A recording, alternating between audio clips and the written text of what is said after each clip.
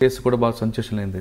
అంటే అందులో నయీం వేల కోట్లు సంపాదించారు, తర్వాత ఒక అసాంఘిక శక్తిగా మారాడు కాబట్టి ఎన్కౌంటర్ చేశాం అని పోలీసులు చెప్తున్నారు. మరి మీరు అటువైపు నుంచి నిలబడి వాళ్ళకి, అంటే నయీం కుటుంబ సభ్యుల వైపు నిలబడి మీరు వాళ్ళకి ఏ విధంగా న్యాయం చేస్తారు? ఇప్పుడు నయీం అయిన తర్వాత నేను వాళ్ళ తరఫున వకాలత్ చేస్తున్నాను. మిగిలింది ఎవరు? భార్య, పిల్లలు, చిన్నపిల్లలు, 10th క్లాస్ ఇంటర్మీడియట్ చదువుతున్నటువంటి పిల్లలు, ఒక ఆడపిల్ల 5th 6th చదువుతున్నటువంటి అమ్మాయి. వాళ్ళని తీసుకెళ్ళి హోమ్లో ఉంచారు, వాళ్ళ మదర్ని తీసుకెళ్ళి జైల్లో వేశారు, ఆమె మీద పీడీ యాక్ట్లు పెట్టారు. సరే, నయీం ఏం చేసినాడు అనేది పోలీసులకు తెలుసు, నయీంకి తెలుసు, మీకు తెలుసు మురళి గారు. వైఫ్కి అయితే తెలియదు కదా. వైఫ్ నోటీస్లో ఆమె కూడా బెదిరిస్తుంటే ప్రాపర్టీ అంతా ఆమె పేరు ఉందంటున్నారు పోలీసు. ఐ డోంట్ థింక్ అందులో చాలామందిని ముద్దాయిలుగా చూపెట్టినట్టున్నారు. నయీంకి బినామీలుగా చాలామందిని చూపెట్టినట్టు కనబడతా ఉంది. వైఫ్ పేరు మీద ఉన్నటువంటి ప్రాపర్టీస్ తక్కువ, అందులో నాకున్నటువంటి అంచనా మేరకి. కుటుంబ సభ్యుల పేరు మీద ఉన్నటువంటి ప్రాపర్టీస్ తక్కువ, బయట వ్యక్తుల పేరు మీదనే ఎక్కువ ప్రాపర్టీస్ ఉన్నాయి అందులో. అదొక ప్రైవేట్ సామ్రాజ్యంగా విస్తరించేటువంటి ప్రయత్నం చేసినట్టు కనబడతా ఉంది ఆ కేసు. దాంట్లో కూడా I don't think the investigation is proper Murali గారు. ఎందుకంటే ఎప్పుడో 15 సంవత్సరాల క్రితం తూపురానికి వెళ్ళి తీసుకుపోయిన ఆయన చంపేసిండు నయీమని 15 సంవత్సరాల తర్వాత ఛార్జ్షీట్ వేస్తే ఏం మిగులుతుంది కేసులో మురళి గారు? మీరు చెప్పండి. ఎక్కడో శ్రీశైలంలో మర్డర్ చేసిరంటారు, శవం దొరకది, చంపిన వాళ్ళు లేరు, డైరెక్ట్ ఎవిడెన్స్ లేదు. 15 సంవత్సరాల క్రితం ఏదో తప్పిపోయినటువంటి మనుషుల ఖాతానంతా నయీమే హత్యలు చేసిండని చెప్పి చేస్తే అందులో భార్య పిల్లలకి ఏం సంబంధం వస్తుంది? How you will establish the crime? మీరు ఆమె వైపు నిలబడినా సరే పోలీసులు ఆమెకి మళ్ళీ ఆ కేసుతో పాటు చాలా కేసులు అరెస్ట్ చేయడం, రిపీట్గా అరెస్ట్ చేస్తున్నారు. మరి ఆమెకి ఎక్కడ న్యాయం జరిగినట్లు అనిపిస్తుంది? ఇప్పుడు ఒక దశలో మేము దాంట్లో హైకోర్టును మూవ్ చేయాలనుకున్నాం. ఇప్పుడు ఒక కేసులో అరెస్ట్ చేస్తారు, బెయిల్ తీసుకోగానే మళ్ళీ ఇంకో కేసులో అరెస్ట్ చేస్తారు. ఒక 100 కేసులు ఆమె మీద నేరం ఆరోపించబడితే మురళి గారు, పోలీసు వాళ్ళు ఆలోచించాల్సింది ఏంటంటే, ఒకటే క్రైమ్కి సంబంధించి లేదా ఒకటే కుటుంబానికి సంబంధించి మీ దగ్గర 100 కేసులు ఉన్నాయి. ఒక కేసులో అరెస్ట్ అయినప్పుడు మిగతా కేసులలో కూడా పీటీ వారెంట్లు వేస్తే అయిపోతుంది కదా. ఆమెను ఇప్పటికి 4 సార్లు అరెస్ట్ చేసినారు. ఒకసారి పీడీ కేసు పెట్టినారు, పీడీ కేసుని హైకోర్టు కొట్టేసింది, ప్రివెంటివ్ డిటెన్షన్ కేసుని.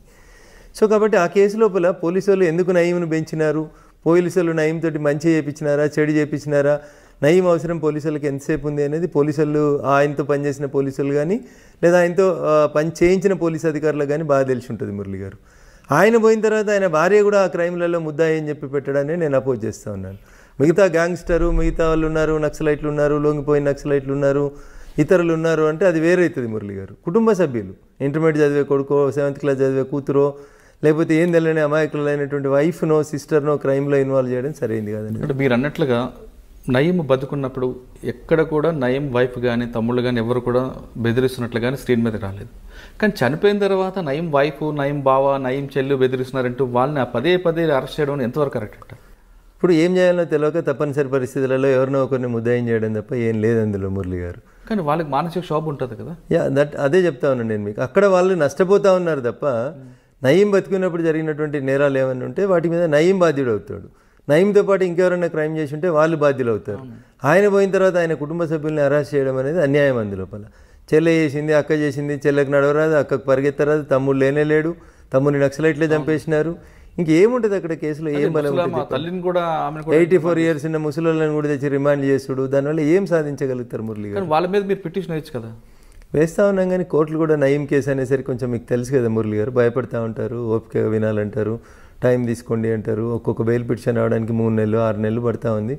గొప్పతనం ఏంటంటే మన పీడీ కేసులన్నీ కొట్టేయడం జరిగింది హైకోర్టు. దట్ ఈస్ మరొకసారి నయీం తెరపైకి వచ్చాడు. నయీం సంబంధించిన వేల కోట్ల ఆస్తులు ఉన్నాయి. నయీం ఇంట్లో వంట మనిషి పేరు మీద మొత్తం ప్రాపర్టీ ఉంది అంటున్నారు. ఇప్పుడు ఈ దేశం లోపల బినామీ ఆస్తుల చట్టం ఒకటి వచ్చింది మురళి గారు. నిజంగా పోలీసు వాళ్ళు ప్రాపర్గా ఇన్వెస్టిగేట్ చేస్తే అవన్నీ చట్టాలను ఉపయోగించుకొని అక్కడ ఆస్తుల్ని సీజ్ చేయడానికి స్కోప్ ఉంది వాళ్ళకి. కానీ వేగగా పోయి వాళ్ళ పేరు మీద ఉన్నటువంటి ఇండ్లను వాటిని మేము సీజ్ చేస్తామని అంటే దాని చట్టం ఒప్పుకోదు కదా. పోలీసు వాళ్ళకి ప్రైవేట్గా వెళ్ళి ప్రాపర్టీస్ని సీజ్ చేసేటువంటి రైట్ లేదు కాబట్టి ఆ కేసు కోర్టులో నిల్చోలేకపోతా ఉందనేది నాకున్నటువంటి లాజికల్ ఆర్గ్యుమెంట్. అందులోపల ఇల్లు సీజ్ చేసినామంటారు, ఎట్లా సీజ్ చేస్తారు? ఏ సెక్షన్ కింద సీజ్ చేస్తారు? మీరు ఏం కేసులు పెట్టిరు వాళ్ళ మీద? బినామీ ప్రాపర్టీ చట్టం పెట్టినరా, లేకపోతే మనీ లాండరింగ్ పెట్టినరా? ఏ కేసు కింద నీకు ఇల్లు సీజ్ చేసే అధికారం పోలీసులకు ఉంది భారతదేశంలో? చెప్పండి. ప్రాపర్టీ సీజ్ చేసే రైట్ పోలీసులకు ఎక్కడుంది? ఏ చట్టం కింద సీజ్ చేస్తారు? దానికి ఆన్సర్ లేదు. వాళ్ళకి కూడా తెలుసు కేసు పోతుందని, కానీ ఇప్పుడున్న ప్రజలు బట్టి చేశారని అనుకోవచ్చా మనం? అంతే, టెంపరీగా ఆ రోజు జనంలో ఒక రకమైనటువంటి అది క్రియేట్ చేయడానికి చేస్తున్నటువంటిది తప్ప అందులో శాంక్టిటీ పెద్దగా ఏం కనబడట్లేదు మురళి గారు. ఆ కేసులలో బలం ఉన్నట్టు నేనైతే ఫీల్ కావట్లేదు. దిశ కేసులో నిందితులకి ఎన్కౌంటర్ చేయడం అనేది కరెక్టా కాదా? ఒకటి అంటే మానవాద కోణంలో చూసుకుంటే ఎన్కౌంటర్ కరెక్ట్ అనుకుంటే మీ వైపు నుంచి చూస్తుంటే లీగల్గా అది కరెక్టా కాదా అనే విషయాలు చెప్పే ముందు ఒకసారి మీ జర్నలిజం నుంచి ఇప్పటివరకు చిన్న అంటే ఒక సామాన్య నిరుపేద కుటుంబం నుంచి వచ్చినటువంటి మేము అనేక కష్టాలను చూస్తూ సమాజంలో ఎదుగుతూ వచ్చిన మురళి గారు.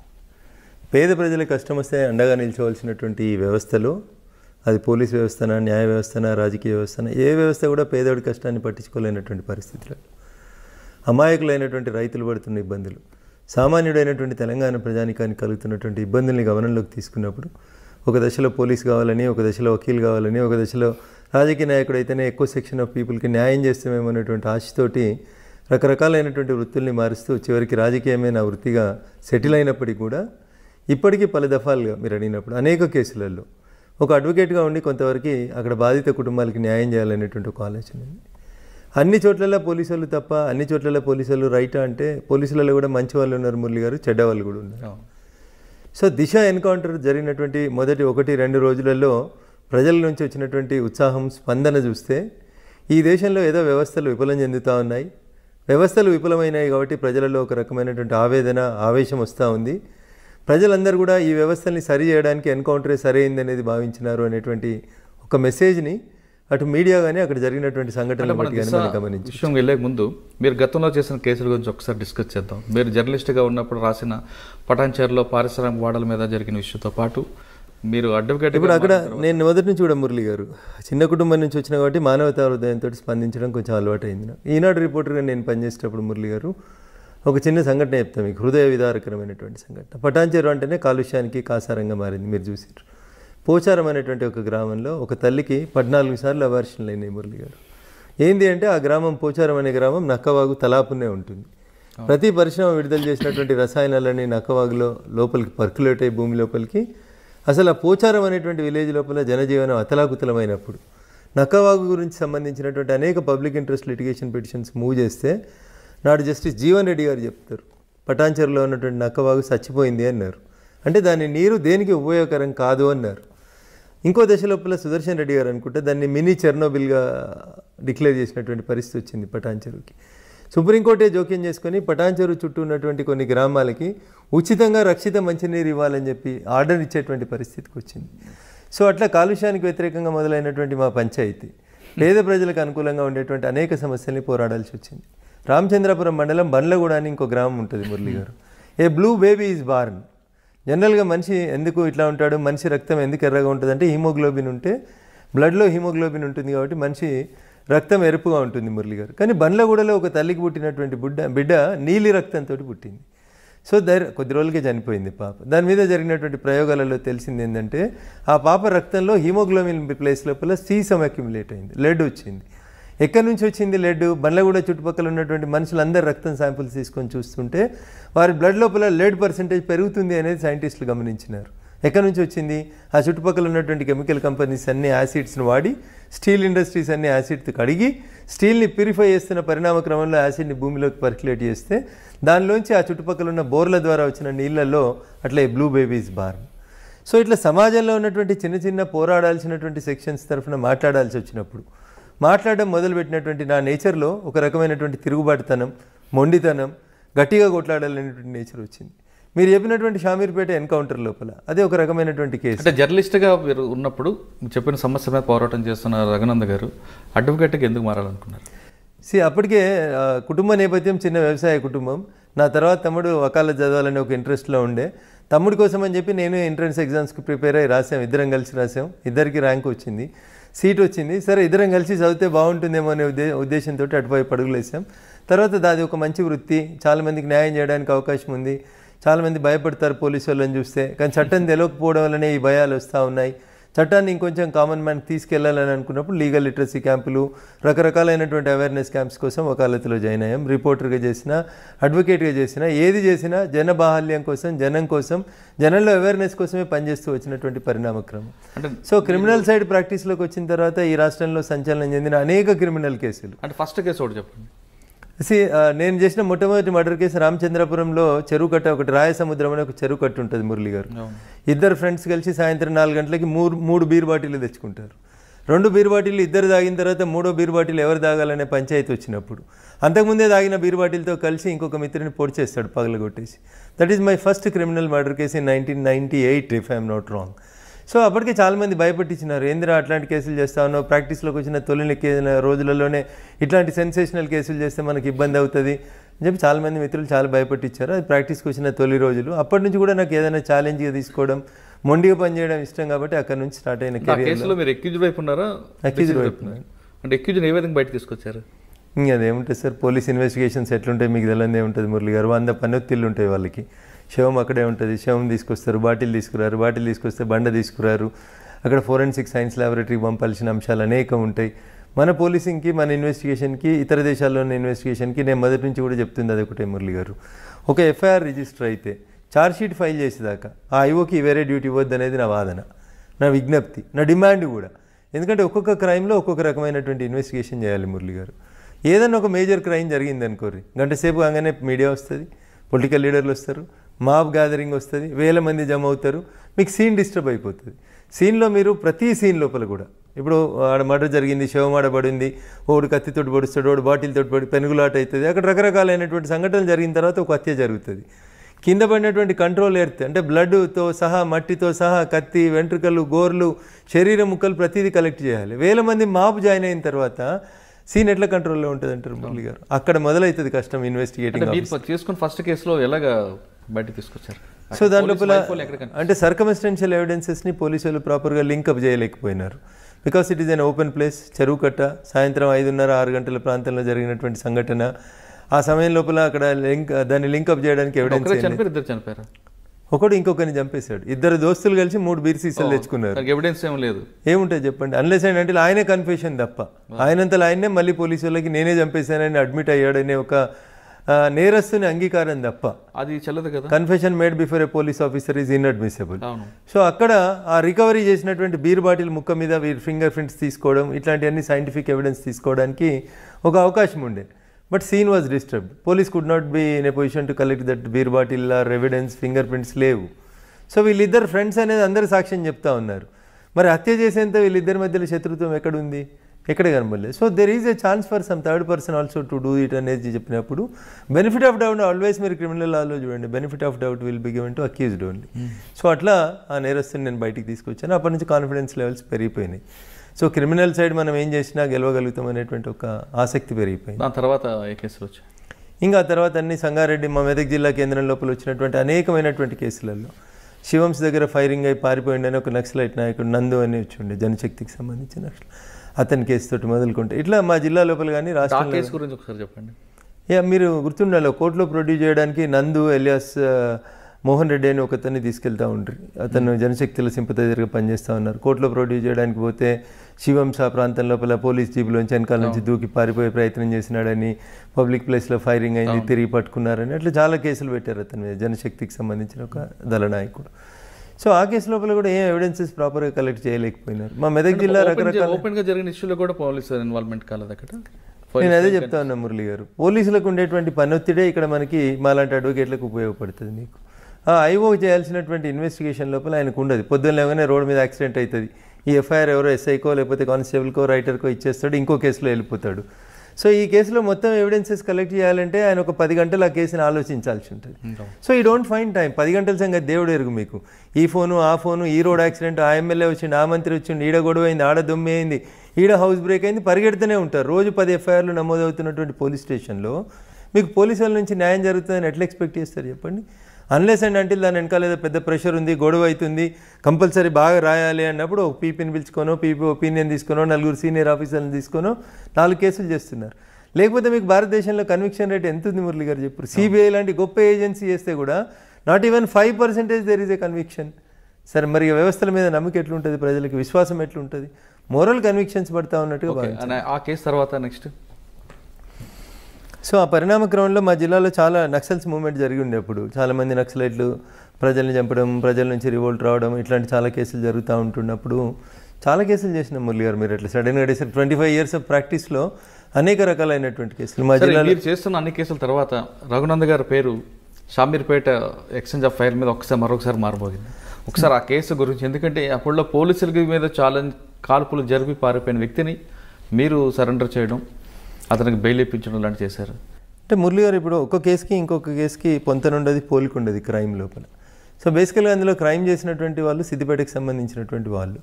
అక్కడ జరిగింది ఏంది, కొంతమంది ఇంజనీరింగ్ కళాశాలకు సంబంధించినటువంటి పిల్లలు దొంగ నోట్లని సర్క్యులేట్ చేస్తున్నారు అనేటువంటి ఒక అనుమానం వచ్చినప్పుడు బాలానగర్ ప్రాంతానికి సంబంధించినటువంటి సిసిఎస్ పోలీస్ అధికారులు వలవన్ని కొంతమందిని ట్రాప్ చేస్తే సిద్దిపేట నుంచి కొంతమంది పిల్లలు వచ్చి ఆ ఫేక్ కరెన్సీకి సంబంధించిన డాక్యుమెంట్స్ ఇచ్చినారు.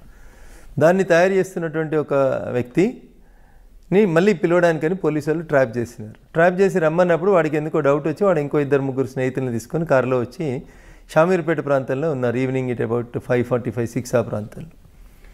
సో వీళ్ళు కారు దిగి దగ్గరికి వస్తున్నప్పుడు ఆ పిల్లల పక్కన సివిల్ డ్రెస్లో ఉన్నటువంటి వాళ్ళని చూస్తే వాళ్ళకి అనుమానం వచ్చింది, వాళ్ళు పోలీసు వాళ్ళు ఏమో అని డౌట్ వచ్చింది వాళ్ళకి. ఈ లోపలనే పోలీసు వాళ్ళు వీళ్ళని చుట్టుముట్టడం జరిగింది. అక్కడ ఎక్స్చేంజ్ ఆఫ్ ఫైర్ ఏం జరగలేదు నాకు తెలిసి. ఆ దొంగ నోట్లు తయారు చేస్తాడని ఆరోపణ ఎదుర్కొంటున్నటువంటి వ్యక్తి ముస్లిం. అతను పోలీసు వాళ్ళు పట్టుకోవడానికి ప్రయత్నం చేసినప్పుడు అతని దగ్గర ఒక కత్తి ఉండే, ఆ కత్తితోటి ఆ ఎస్ఐ గారిని గాయపరిచినాడు. ఇమ్మీడియట్గా పక్కన ఉన్నటువంటి మఫ్టీలో ఉన్నటువంటి పోలీసు వాళ్ళు ఫైర్ ఓపెన్ చేసినారు. మిగతా వాళ్ళంతా పారిపోయినారు. అతను అక్కడే చనిపోయినాడు. ఎస్ఐ గారు కొంచెం కత్తితో పొడిచినటువంటి గాయాలైనా ఇంకో కానిస్టేబుల్ చనిపోవడం జరిగింది ఆ పెనుగులాట్లు. సో వారికి సంబంధించిన వాళ్ళందరూ మా సిద్దిపేట దుబ్బాక ప్రాంతానికి సంబంధించినటువంటి పిల్లలు వాళ్ళంతా. నేను అప్పటికే ఒకసారి దుబ్బాక నుంచి ఎమ్మెల్యేకి పోటీ చేస్తున్నాను. క్రిమినల్ సైడ్ కొంచెం బాగా ప్రాక్టీస్ చేస్తానని పేరున్న అడ్వకేట్ని. సో అప్పుడు హైదరాబాద్ పోలీస్ కమిషనర్ రంగారెడ్డి సైబరాబాద్ ప్రాంతానికి వస్తుంది. సైబరాబాద్ పోలీస్ కమిషనర్గా ఉన్నటువంటి ఆఫీసర్ కొంచెం స్ట్రిక్ట్ అని, ఎన్కౌంటర్ చేస్తారని, ఇట్లా రకరకాలైనటువంటి ఊహాగానాలు జరుగుతున్నటువంటి తరుణంలోనే ఒక ఎన్కౌంటర్ అయింది శంషాబాద్ ప్రాంతం లోపల. బాగా దొంగతనాలు చేస్తాడని శివ అనేటువంటి ఒక వ్యక్తి ఎన్కౌంటర్ అప్పుడే జరిగింది. సో ఇతన్ని కూడా ఎన్కౌంటర్ చేస్తాడనేటువంటి భయాందోళనలు ఉన్నప్పుడు ఇంకా నేను నాకున్నటువంటి ప్రాక్టీస్ని, పొలిటికల్ ఇన్ఫ్లుయెన్స్ని అన్నింటిని ఉపయోగించి అతన్ని అఫీషియల్గా సరెండర్ చేసి ఎన్కౌంటర్ కాకుండా కాపాడగలను. సబ్సిక్వెంట్గా బెయిల్ మీద బయటకు వచ్చాడు. ఆ తర్వాత ఇంకా చాలా కేసులు. అంటే ఆ కేసులో అతనికి శిక్ష పడిందో బయటకు వచ్చారు? లేదు, ఇంకా ట్రయలే కాలేదు. ఇంకా పోలీసులు అక్కడ ఎన్కౌంటర్ 302 రిజిస్టర్ చేయలే counter case. Still the FIR is pending. Police చేయలేదు. పోలీసుల పద్ధతి ఏముంటుందంటే సుప్రీంకోర్టు ఎన్ని గైడ్ లైన్స్ ఇచ్చినా పోలీసులు పట్టించుకోరు మురళి గారు. మళ్ళీ ఎవరో వెళ్ళి కోర్టులో దరఖాస్తు చేసి రేపు ఆ కేసు ట్రయల్ వచ్చినప్పుడు ముద్దాయి తాలూకోలు, చనిపోయిన వాళ్ళు తాలూకోలు ఎవరో హైకోర్టుకు ఉత్తరం రాసినప్పుడు again you investigate the case అన్నప్పుడు మళ్ళీ మొదటి నుంచి గొడవ స్టార్ట్ అవుతుంది దాంట్లో. అది మీరు చేసుకున్న కేసులో ఇప్పుడు షామీర్పేట కేసులో అతను ఫేక్ కరెన్సీ తీసుకురావడం కరెక్టే, తర్వాత మీ క్లయింట్ వాళ్ళ మీద దాడి చేయడం కరెక్టే కదా. మరి ఇప్పుడు చనిపోయినటువంటి వ్యక్తి నా క్లయింట్ కాదు, బేసికల్గా కాదు. ఎవరైతే కారు తీసుకొని తన కారులో హైదరాబాద్ దాకా పోదాని రమ్మని ఆ చనిపోయినటువంటి వ్యక్తి రిక్వెస్ట్ చేస్తే వచ్చినటువంటి వ్యక్తులు ఎవరైతే ఉన్నారో వాళ్ళకి ఆ దొంగ నోట్లకి సంబంధం లేదు, వాళ్ళకి క్రైమ్కి సంబంధం లేదు. వాళ్ళ క్రైమ్ చూస్తుండగానే ఆ ఫైరింగ్, ఆ ఎక్స్చేంజ్, వీళ్ళ గొడవ చూడగానే పోలీసులు అందరిలోగానే పారిపోయినారు వాళ్ళకి సీన్ నుంచి. బట్ అక్కడ అతను చనిపోయినాడు, ఒక కానిస్టేబుల్ చనిపోయినాడు. కాబట్టి ఎవరో ఒకరి మీద కేసు అయితే చేయాలి కదా. ఆ పారిపోయినటువంటి వ్యక్తుల మీద కేసు అయింది. So I don't feel that they are the criminals. But వాళ్ళని ఎవరో ఒకరిని ఆరోపణ చేయాలి కదా. ఒక కానిస్టేబుల్ చావు కారణమైనారు, ఒక ఇతను పిల్లోడు ఒకతను సిద్దిపేట అతను చనిపోయినాడు. కంపల్సరీ కేసు, దాని కౌంటర్ కేసు రెండు ఉండాలి. కానీ ఒకటే కేసు కట్టి ఈ అబ్బాయి మీద కేసులు చేస్తూ ఉన్నారు. So that case I'm doing trial. ఇంకా ఛార్జ్షీట్ ఫైల్ కాలేదు, దాంట్లో ఫైల్ అయితే కేసు. కానీ ఆ కేసులో మీకు బాగా ఒత్తిడి వచ్చినట్లుగా తెలుస్తుంది. అంటే రెండు రకాలుగా ఒత్తిడి వచ్చింది. ఒకటి కాన్స్టిట్యున్సీలో సంబంధించినటువంటి ఒక కాస్ట్, మేజర్ కాస్ట్కి సంబంధించినటువంటి పిల్లలు వాళ్ళందరూ. కాబట్టి ఆ కాస్ట్ నుంచి ఏదో ఒక రకంగా మా పిల్లల్ని కాపాడాలనేటువంటి ఒత్తిడి ఒకవైపు నుంచి అయితే, పోలీసుల వైపు నుంచి అటువైపు మీరు ఉండొద్దు, ఇది అన్యాయం, మా పోలీసు వాళ్ళు ఇంజూర్ అయినటువంటి కేసులలో కూడా మీరు రావడం మాకు బాధాకరం అని చెప్పి తెలిసిన పోలీస్ ఆఫీసర్స్ కొందరి నుంచి కొంత ఒత్తిడి. బట్ ఒకసారి వకాలత్ తీసుకున్న తర్వాత మురళి గారు మీకు తెలియదే ఉంది, క్లయింట్ ఈజ్ ఇంపార్టెంట్ మాకు. అట్లా తర్వాత ఇంకే కేసులు వచ్చారండి? చాలా కేసులు మురళి గారు. ఇప్పుడు నయీం కేసు వచ్చింది, డ్రగ్స్ కేసు వచ్చింది. ఈ రాష్ట్రంలో సంచలనం సృష్టించిన ప్రతి కేసు వెనకాల ఐదర్ అటో ఇటో ఎటో ఒక దిక్కు నేను వకాలత్ చేస్తూనే వస్తూ ఉన్నాను. కాకపోతే రాజకీయాల్లో ఎక్కువ యాక్టివ్గా ఉంటున్నాం కాబట్టి అన్ని కేసులలో మనం డైరెక్ట్ పక్కన పెడితే మీ నయీం కేసు కూడా బాగా సెన్సేషన్ అయింది. అంటే అందులో నయీం 1000 కోట్లు సంపాదించారు, తర్వాత ఒక అసాంఘిక శక్తిగా మారాడు కాబట్టి ఎన్కౌంటర్ చేశాం అని పోలీసులు చెప్తున్నారు. మరి మీరు అటువైపు నుంచి నిలబడి వాళ్ళకి, అంటే నయీం కుటుంబ సభ్యుల వైపు నిలబడి మీరు వాళ్ళకి ఏ విధంగా న్యాయం చేస్తారు? ఇప్పుడు నయీం అయిన తర్వాత నేను వాళ్ళ తరఫున వకాలత్ చేస్తున్నాను. మిగిలింది ఎవరు? భార్య, పిల్లలు, చిన్నపిల్లలు, 10th క్లాస్ ఇంటర్మీడియట్ చదువుతున్నటువంటి పిల్లలు, ఒక ఆడపిల్ల 5th 6th చదువుతున్నటువంటి అమ్మాయి. వాళ్ళని తీసుకెళ్ళి హోమ్లో ఉంచారు, వాళ్ళ మదర్ని తీసుకెళ్ళి జైల్లో వేశారు, ఆమె మీద పీడీ యాక్ట్లు పెట్టారు. సరే, నయీం ఏం చేసినాడు అనేది పోలీసులకు తెలుసు, నయీంకి తెలుసు, మీకు తెలుసు మురళి గారు. వైఫ్కి అయితే తెలియదు కదా. వైఫ్ నోటీస్లో ఆమె కూడా బెదిరిస్తుంటే ప్రాపర్టీ అంతా ఆమె పేరు ఉంది అంటున్నారు పోలీసు. ఐ డోంట్ థింక్ అందులో చాలామందిని ముద్దాయిలుగా చూపెట్టినట్టున్నారు. నయీంకి బినామీలుగా చాలామందిని చూపెట్టినట్టు కనబడుతూ ఉంది. వైఫ్ పేరు మీద ఉన్నటువంటి ప్రాపర్టీస్ తక్కువ, అందులో నాకున్నటువంటి అంచనా మేరకి కుటుంబ సభ్యుల పేరు మీద ఉన్నటువంటి ప్రాపర్టీస్ తక్కువ, బయట వ్యక్తుల పేరు మీదనే ఎక్కువ ప్రాపర్టీస్ ఉన్నాయి అందులో. అదొక ప్రైవేట్ సామ్రాజ్యంగా విస్తరించేటువంటి ప్రయత్నం చేసినట్టు కనబడతా ఉంది ఆ కేసు. దాంట్లో కూడా I don't think the investigation is proper Murali గారు. ఎందుకంటే ఎప్పుడో 15 సంవత్సరాల క్రితం తూపురానికి వెళ్ళి తీసుకుపోయిన ఆయన చంపేసిండు నయీమని 15 సంవత్సరాల తర్వాత ఛార్జ్ షీట్ వేస్తే ఏం మిగులుతుంది కేసులో మురళి గారు మీరు చెప్పండి. ఎక్కడో శ్రీశైలంలో మర్డర్ చేసిరంటారు, శవం దొరకది, చంపిన వాళ్ళు లేరు, డైరెక్ట్ ఎవిడెన్స్ లేదు. 15 సంవత్సరాల క్రితం ఏదో తప్పిపోయినటువంటి మనుషుల ఖాతానంతా నయీమే హత్యలు చేసిండని చెప్పి చేస్తే అందులో భార్య పిల్లలకి ఏం సంబంధం వస్తుంది? How you will establish the crime? మీరు ఆమె వైపు నిలబడిన సార్ పోలీసులు ఆమెకి మళ్ళీ ఆ కేసుతో పాటు చాలా కేసులు అరెస్ట్ చేయడం, రిపీట్గా అరెస్ట్ చేస్తున్నారు. మరి ఆమెకి ఎక్కడ న్యాయం జరిగినట్లు అనిపిస్తుంది? ఇప్పుడు ఒక దశలో మేము దాంట్లో హైకోర్టును మూవ్ చేయాలనుకున్నాం. ఇప్పుడు ఒక కేసులో అరెస్ట్ చేస్తారు, బెయిల్ తీసుకోగానే మళ్ళీ ఇంకో కేసులో అరెస్ట్ చేస్తారు. ఒక 100 కేసులు ఆమె మీద నేరం ఆరోపించబడితే మురళి గారు, పోలీసు వాళ్ళు ఆలోచించాల్సింది ఏంటంటే ఒకటే క్రైమ్కి సంబంధించి లేదా ఒకటే కుటుంబానికి సంబంధించి మీ దగ్గర 100 కేసులు ఉన్నాయి. ఒక కేసులో అరెస్ట్ అయినప్పుడు మిగతా కేసులలో కూడా పీటీ వారెంట్లు వేస్తే అయిపోతుంది కదా. ఆమెను ఇప్పటికి 4 సార్లు అరెస్ట్ చేసినారు. ఒకసారి పీడీ కేసు పెట్టినారు, పీడీ కేసుని హైకోర్టు కొట్టేసింది, ప్రివెంటివ్ డిటెన్షన్ కేసుని. సో కాబట్టి ఆ కేసు లోపల పోలీసు వాళ్ళు ఎందుకు నయీంను పెంచినారు, పోలీసు వాళ్ళు నయీం తోటి మంచి చేయించినారా చెడు చేయించినారా, నయీం అవసరం పోలీసులకు ఎంతసేపు ఉంది అనేది పోలీసులు ఆయనతో పనిచేసిన పోలీసులు కానీ లేదా ఆయనతో పని చేయించిన పోలీసు అధికారులకు కానీ బాగా తెలిసి ఉంటుంది మురళి గారు. ఆయన పోయిన తర్వాత ఆయన భార్య కూడా ఆ క్రైమ్లలో ముద్దాయి అని చెప్పి పెట్టడాన్ని నేను అపోజ్ చేస్తూ ఉన్నాను. మిగతా గ్యాంగ్స్టరు, మిగతా వాళ్ళు ఉన్నారు, నక్సలైట్లు ఉన్నారు, లొంగిపోయిన నక్సలైట్లు ఉన్నారు, ఇతరులు ఉన్నారు అంటే అది వేరైతుంది మురళి గారు. కుటుంబ సభ్యులు, ఇంటర్మీడియట్ చదివే కొడుకో, 7th క్లాస్ చదివే కూతురో, లేకపోతే ఏం తెలియని అమాయకులైనటువంటి వైఫ్నో సిస్టర్నో క్రైమ్లో ఇన్వాల్వ్ చేయడం సరైంది కాదండి. అంటే మీరు అన్నట్లుగా నయీం బతుకున్నప్పుడు ఎక్కడ కూడా నయీం వైఫ్ కానీ తమ్ముళ్ళు కానీ ఎవరు కూడా బెదిరిస్తున్నట్లు కానీ స్క్రీన్ మీద రాలేదు. కానీ చనిపోయిన తర్వాత నయీం వైఫ్, నయీం బావ, నయీం చెల్లు బెదిరిస్తున్నారంటూ వాళ్ళని పదే అరెస్ట్ చేయడం ఎంతవరకు కరెక్ట్ అంట? ఇప్పుడు ఏం చేయాలో తెలియక తప్పనిసరి పరిస్థితులలో ఎవరినో ఒకరిని ముద్దాయం చేయడం తప్ప ఏం లేదు అందులో మురళి గారు. కానీ వాళ్ళకి మానసిక క్షోభ ఉంటుంది కదా. అదే చెప్తా ఉన్నాను నేను మీకు. అక్కడ వాళ్ళు నష్టపోతూ ఉన్నారు తప్ప నయీం బతుకున్నప్పుడు జరిగినటువంటి నేరాలు ఏమైనా ఉంటే వాటి మీద నయీం బాధ్యుడు అవుతాడు. నయీంతో పాటు ఇంకెవరైనా క్రైమ్ చేసి ఉంటే వాళ్ళు బాధ్యులు అవుతారు. ఆయన పోయిన తర్వాత ఆయన కుటుంబ సభ్యుల్ని అరెస్ట్ చేయడం అనేది అన్యాయం. అందులోపల చెల్లె చేసింది, అక్క చేసింది, చెల్లెకి నడవరాదు, అక్కకు పరిగెత్తరాదు, తమ్ముడు లేనే లేడు, తమ్ముడిని నక్సలైట్లే చంపేసినారు. ఇంకేముంటుంది అక్కడ కేసులో? ఏం బలం ఉంటుంది? 84 years ఉన్న ముసలిని కూడా తెచ్చి రిమాండ్ చేస్తుడు, దానివల్ల ఏం సాధించగలుగుతారు మురళి గారు? వాళ్ళ మీద మీరు పిటిషన్ వేయచ్చు కదా. వేస్తూ ఉన్నాం కానీ కోర్టులు కూడా నయీం కేసు అనేసరికి కొంచెం మీకు తెలుసు కదా మురళి గారు, భయపడతా ఉంటారు, ఓపికగా వినాలంటారు, టైం తీసుకోండి అంటారు. ఒక్కొక్క బెయిల్ పిటిషన్ రావడానికి 3 నెలలు 6 నెలలు పడతా ఉంది. గొప్పతనం ఏంటంటే మన పీడీ కేసులన్నీ కొట్టేయడం జరిగింది హైకోర్టు. దట్ ఈస్ మరొకసారి నయీం తెరపైకి వచ్చాడు. నయీం సంబంధించిన 1000 కోట్ల ఆస్తులు ఉన్నాయి. నయీం ఇంట్లో వంట మనిషి పేరు మీద మొత్తం ప్రాపర్టీ ఉంది అంటున్నారు. ఇప్పుడు ఈ దేశం లోపల బినామీ ఆస్తుల చట్టం ఒకటి వచ్చింది మురళి గారు. నిజంగా పోలీసులు ప్రాపర్గా ఇన్వెస్టిగేట్ చేస్తే అవన్నీ చట్టాలను ఉపయోగించుకొని అక్కడ ఆస్తుల్ని సీజ్ చేయడానికి స్కోప్ ఉంది వాళ్ళకి. కానీ వేగగా పోయి వాళ్ళ పేరు మీద ఉన్నటువంటి ఇండ్లను వాటిని మేము సీజ్ చేస్తామని అంటే దాని చట్టం ఒప్పుకోదు కదా. పోలీసు వాళ్ళకి ప్రైవేట్గా వెళ్ళి ప్రాపర్టీస్ని సీజ్ చేసేటువంటి రైట్ లేదు కాబట్టి ఆ కేసు కోర్టులో నిల్చోలేకపోతా ఉందనేది నాకు ఉన్నటువంటి లాజికల్ ఆర్గ్యుమెంట్. అందులోపల ఇల్లు సీజ్ చేసినామంటారు, ఎట్లా సీజ్ చేస్తారు? ఏ సెక్షన్ కింద సీజ్ చేస్తారు? మీరు ఏం కేసులు పెట్టిరు వాళ్ళ మీద? బినామీ ప్రాపర్టీ చట్టం పెట్టినరా, లేకపోతే మనీ లాండరింగ్ పెట్టినరా? ఏ కేసు కింద నీకు ఇల్లు సీజ్ చేసే అధికారం పోలీసులకు ఉంది భారతదేశంలో? చెప్పండి. ప్రాపర్టీ సీజ్ చేసే రైట్ పోలీసులకు ఎక్కడుంది? ఏ చట్టం కింద సీజ్ చేస్తారు? దానికి ఆన్సర్ లేదు. వాళ్ళకి కూడా తెలుసు కేసు పోతాదని, కానీ ఇప్పుడున్న ప్రజలు బట్టి చేశారని అనుకోవచ్చా మనం? అంతే. టెంపరీగా ఆ రోజు జనంలో ఒక రకమైనటువంటి అది క్రియేట్ చేయడానికి చేస్తున్నటువంటిది తప్ప అందులో శాంక్టిటీ పెద్దగా ఏం కనబడట్లేదు మురళి గారు. ఆ కేసులలో బలం ఉన్నట్టు నేనైతే ఫీల్ కావట్లేదు. ఓకే, నయీం కేసు తర్వాత మీరు ఇంకా డ్రగ్స్ కేసుకు వచ్చినప్పుడు మీరు చూసినారు. డ్రగ్స్ కేసు లోపల కూడా సినిమా ఇండస్ట్రీ మీద పలు ఆరోపణలు. బేసికల్గా అక్కడ ఇన్వెస్టిగేషన్ జరగాల్సింది స్కూళ్ళలో చిన్నపిల్లలకి డ్రగ్స్ ఎట్లా వచ్చినాయి అనేది ఇన్వెస్టిగేట్ చేయాల్సిన కేసుని దాన్ని తీసుకెళ్ళి ఎవరో సినిమా వాళ్ళు సప్లై చేసిరని, సినిమాకి వెళ్ళి నిర్మాతలకి వెళ్ళి హీరోలకి వెళ్ళి హీరోయిన్లు, దాన్ని ఏదో సంచలనమైనటువంటి కేసుగా డైవర్ట్ చేసేటువంటి ప్రయత్నం చేసిరు తప్ప మొదట మనకు అనుమానం వచ్చింది మీడియాలో వచ్చింది ఎక్కడ వచ్చింది? స్కూల్ పిల్లలకి డ్రగ్స్ ఎక్కడి నుంచి వస్తున్నాయి అనేది, ఒక కార్పొరేట్ స్కూల్ దగ్గర అమ్ముతున్నారు అనేది బేసికల్గా ఇష్యూ స్టార్ట్ అయింది మనకి. దాన్ని ఆ దిశగా డ్రైవ్ చేయకుండా దాన్ని తీసుకెళ్ళి సినిమా ఇండస్ట్రీకి లింక్ చేసి, సినిమా ఇండస్ట్రీలో కొంతమంది పెద్దవాళ్ళకి లింక్ చేసి దాని ద్వారా ఏదో చేసుకున్నారని, డబ్బులు పెద్ద మొత్తంలో చేసినాయని, ఇట్లాంటి వాటిల్లో అక్కడ కూడా నేను అపోజ్ చేసింది ఎప్పుడు మురళి గారు? పోలీస్ స్టేషన్కి పిలిచి మీ గోర్లు ఇవ్వండి, మీ వెంట్రుకలు ఇవ్వండి, మీ రక్త నమూనాలు ఇవ్వండి అని 10వ అంతస్తులో కూర్చోబెట్టి చుట్టూ 10 మంది పోలీస్ అధికారులు నిల్చొని తీసుకునే రైట్ మీకు ఎక్కడుంది అని అడిగిన నేను మురళి గారు. అక్కడ నేను ప్రశ్నించిన నేను పోలీసులు తప్పు చేసినప్పుడు సార్ మీరు చేస్తుంది తప్పు అని అంటున్నా నేను.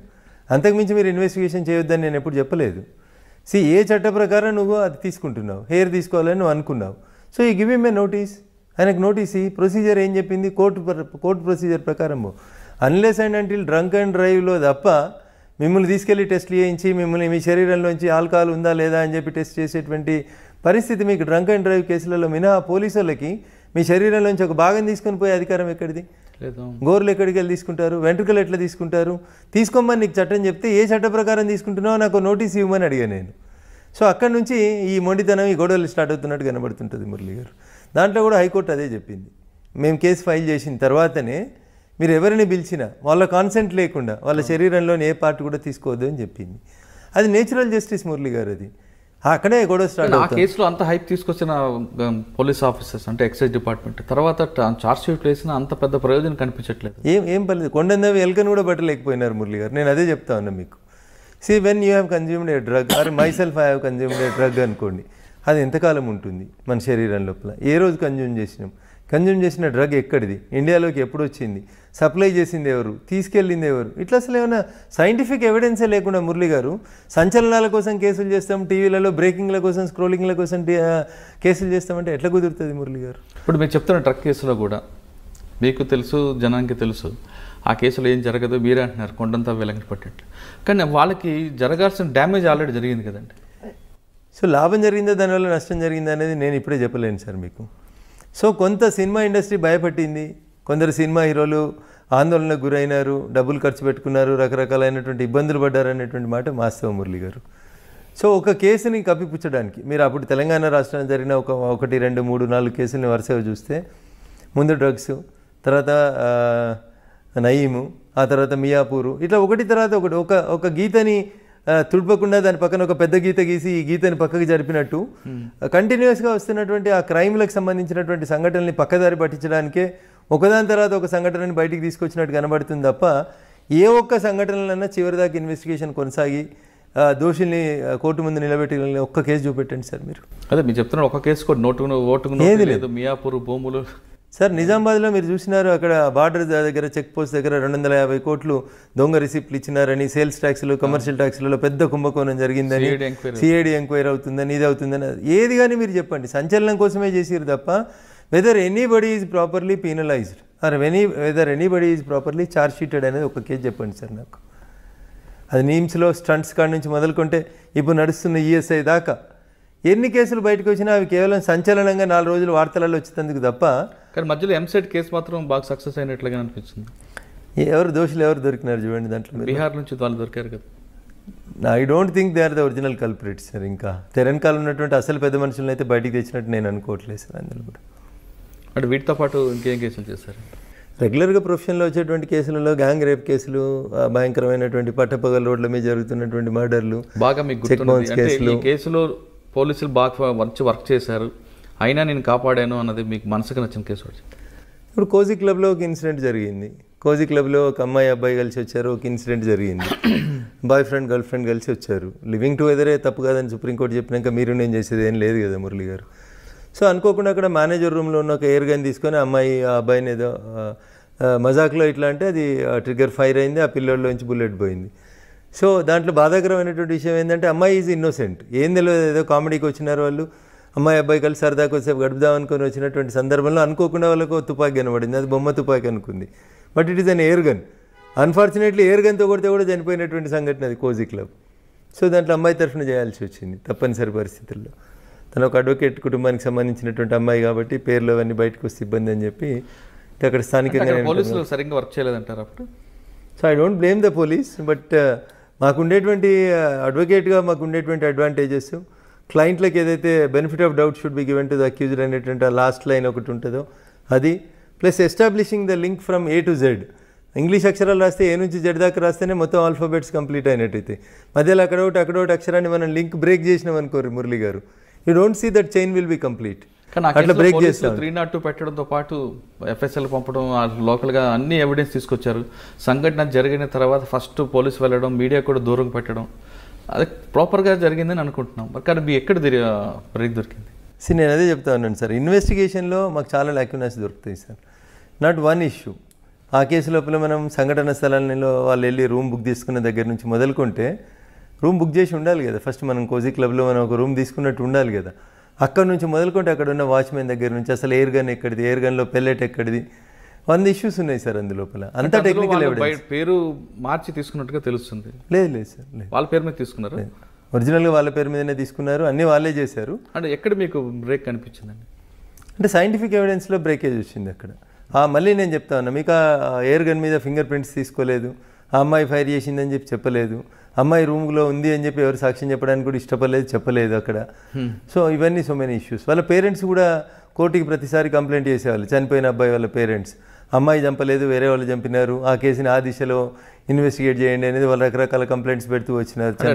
ఫ్యామిలీ ఒకవైపు రావడం కూడా ప్లస్ అవుతుంది అంతే.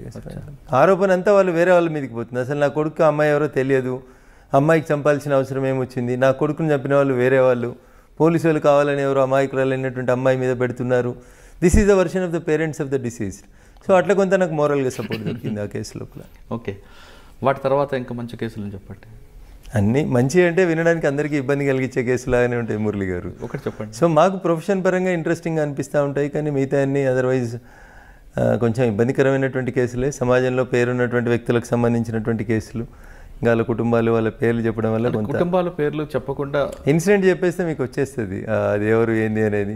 అది కాకుండా అంటే పోలీసు వైఫల్యం ఎక్కడ కనపడుతుంది? మీరు ఇందాక ఫస్ట్లో మాట చాలా కేసులు. ఇప్పుడు ఒక ప్రముఖ టీవీ ఛానల్కి సంబంధించినటువంటి యజమాని ఒక రోడ్డు ప్రమాదంలో చనిపోయిందని, హత్య చేసిరని రకరకాలైనటువంటి ఇష్యూస్ విన్నారు మీరు.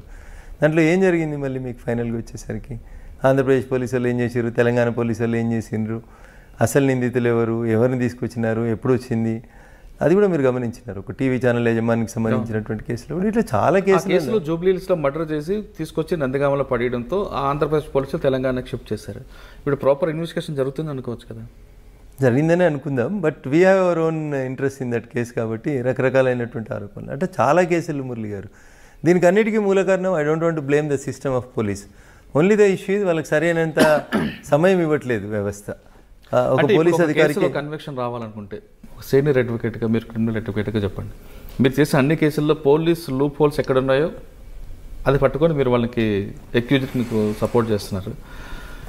కానీ అక్కడ అన్యాయం చేశాడు అనే విషయం మీకు తెలుసు, కానీ మీకున్న రైట్స్ ప్రకారం మీరు వెళ్తున్నారు. అంటే ఆధారం లేనప్పుడు ఏం చేస్తారు మురళి? చేస్తారు, కానీ పోలీసు ఏం చేస్తే కన్విక్షన్ రేట్ పెరుగుతుంది? సో ఒక అధికారికి ఒకటే కేసు ఇవ్వాలి. ఒక ఎగ్జాంపుల్ కేసుతో చెప్పండి. అదే ఎగ్జాంపుల్తో ఏదైనా ఒక కేసు జరిగింది అనుకోండి, ఒక హత్య లేదా ఒక మానభంగం లేదా ఇంకొక గ్యాంగ్ రేపు లేదా ఒక ఫామ్ హౌస్ మీద ఆ మధ్యలో మీరు సైబరాబాద్ చుట్టుపక్కల రంగారెడ్డి జిల్లా, ఉమ్మడి జిల్లా ఉన్నప్పుడు చూసిరు మీరు, అవుట్స్కట్స్లో ఉన్నటువంటి ఫామ్లలో దొంగతనానికి వచ్చి ఆ ఫామ్లలో పనిచేస్తున్నటువంటి సర్వెంట్స్ని మర్డర్ ఫర్ గెయిన్ చేయడము, లేదా అక్కడ ఎవరైనా ఆడపిల్లలు కొంచెం చిన్న చిన్న పిల్లలు కనబడితే రేప్స్ చేయడము, ఇట్లాంటి కేసులు జరిగినాయి.